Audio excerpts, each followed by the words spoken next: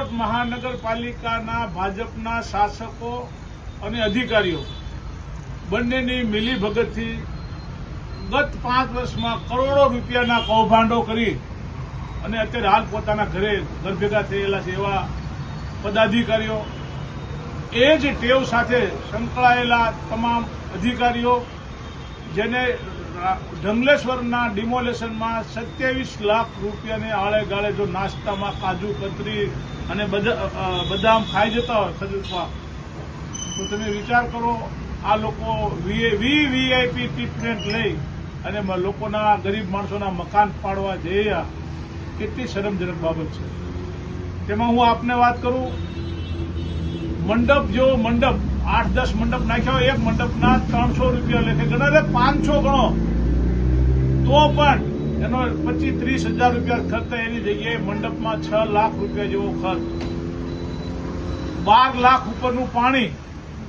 લોકો ત્યાં સંસ્થાઓ પાણી અને જમણવાર ફ્રી આપતા હતા, અનેક સંસ્થાઓ ત્યાં સેવા આપતી હતી, તેમ છતાં 12.5 લાખ ઉપરનું પાણીનું બિલ.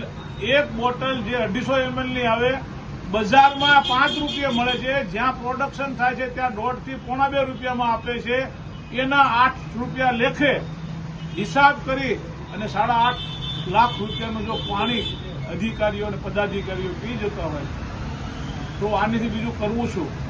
બીજી એક વાત કરતો હો કે રાજકોટમાં આ ડિમોલેશન રહ્યું એ ભાજપવાળાએ પોતાને ઇસ્યુ બનાવેલો કે અમે પાડીને જમશું. રાજકોટનો કમિશનર જે એનું કાંઈ લાગતું ઓળખતું નથી, એ તો આવીને કાલ નોકરી કરીને ભાગી જવાનો છે, એવો કમિશનર પણ જો આમાં સંડોવાયેલા હોય અને પાડવામાં રાજી હોય તો એ બહુ ખોટી વાત છે.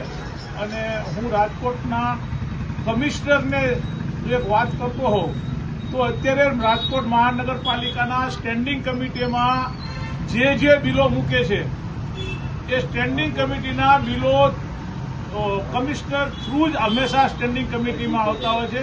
એટલે ક્યાંક ને ક્યાંક કમિશનર પણ આમાં સંડોવાયેલા છે. રાજકોટમાં કરોડો રૂપિયા બગાડનાર ટોટલ ખર્ચ 3 કરોડની ઉપર લગભગ થઈ રહ્યો છે ડિમોલેશનનો ખર્ચ. હવે 3 કરોડ રૂપિયામાં નાના માણસોને મકાન આપ્યા હોત ને તો એટલા મકાન પણ બની ગયા.